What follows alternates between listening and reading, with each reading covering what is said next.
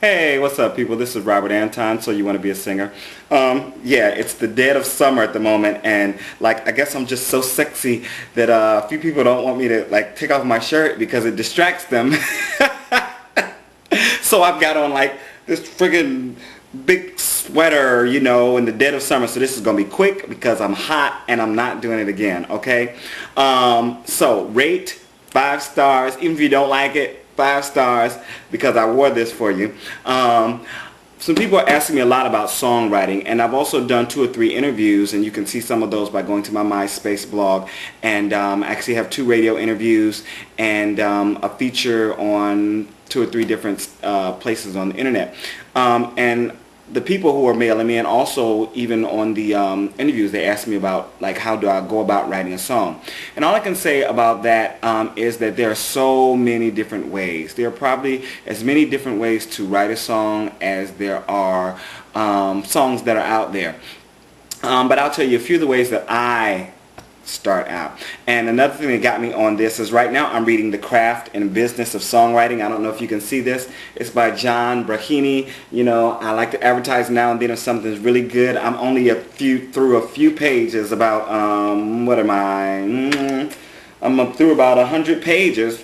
106 pages, and it's just given me so much of an update. Some things even that I've kind of know and that I've been doing because I've been doing it for so long, but it just kind of it gives me some other little options that I might be able to use to continue to grow as a songwriter. I think I do pretty good. I've been doing it for a long time, but like you always want to be ahead of the curve. You always want to be ahead of the curve. So you have to continue to study no matter what you do. You don't have to go to school to study. You can pick up a book at the library. This is from the library. I didn't buy it. If it's really, really good, I'm already thinking about purchasing it. It's $22.99. I may purchase it, but I got it from the library first to start out and see how the book is, and I'm probably going to buy it. Okay, let's go on. The ways that I write songs, personally, my personal thing. There are so many different ways that songs come about for me. The easiest and best way, let's say easiest and best way, sometimes you get an inspiration. You wake up at 3 or 4 in the morning, you've been singing a song in your sleep, and you realize that it's not a song that you've heard before or that's already written. So what I'll do is I'll get up and I'll have my tape recorder. I usually still use a cassette recorder for that. I just bought a digital one about a year or 2 years ago, but I still use the tape right now. And I'll just sing and sing and sing until all of the ideas for the song have been kind of worn out, and then I'll like put it away and go back to bed, and I'll wait a few days to a week to go back and listen to it and start writing on the song. Or when I have time, if I've got another project going, when I have time I'll start rewriting, which is like 90% of writing a song, rewriting. Another way sometimes is I'll be reading something like a book and I'll get a title and it'll really like bring to mind several things, or it'll evoke some kind of feeling within me, and I'll just write down the title, and then when I'm looking to do something or I hear a piece of music that I need to write to, I'll go back and I'll look through my titles and I'll say, oh, this fits really well, as a musical reference for this song. I also will sometimes hear something in one song. I do have a song, I have quite a few songs that are inspired by something I heard. But like Justin Timberlake's song, what was it? Cry Me a River. I heard the song at some point in 2002, 2003, and I wrote a song, a totally different song. Some people might not even know that it was an inspiration, but it came out of just like the feelings that brought out of me, and so I started writing on it, and I wrote a song to that. It's on my first CD, In Time.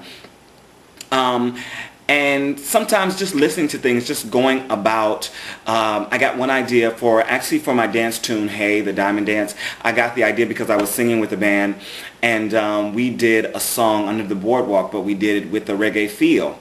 And I really liked the feel of the reggae, and so I was on the train thinking about it, and it was just so exciting, and then I just started, kind of dun dun dun dun dun dun dun, and I started getting the idea for that. Again, I pulled out my little tape recorder and I started to just kind of sing the idea, dun dun doom, doom, doom, doom. And after that, I was just vibing on it on the train, and I started going, hey, hey, and I'd be like, oh my God. And then I heard like somebody screaming back at me saying hey to them, they're screaming back to me. So that came about in that way. And then from there, I had to build on things and get the hooks and the phrases and all that together and decide what the song was about and actually write the verses.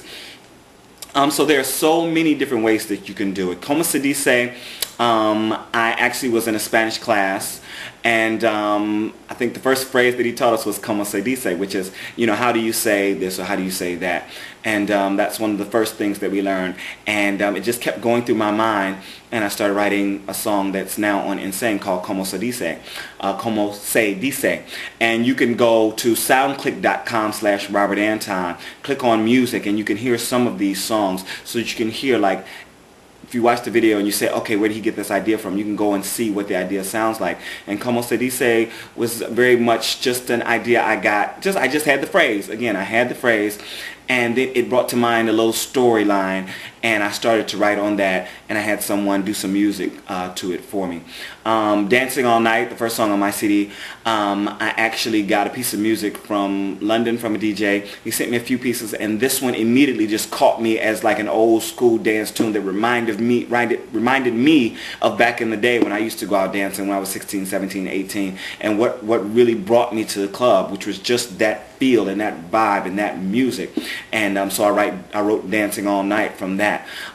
So there's so many things and so many ways that you can get inspiration to write songs for those that you want to be songwriters.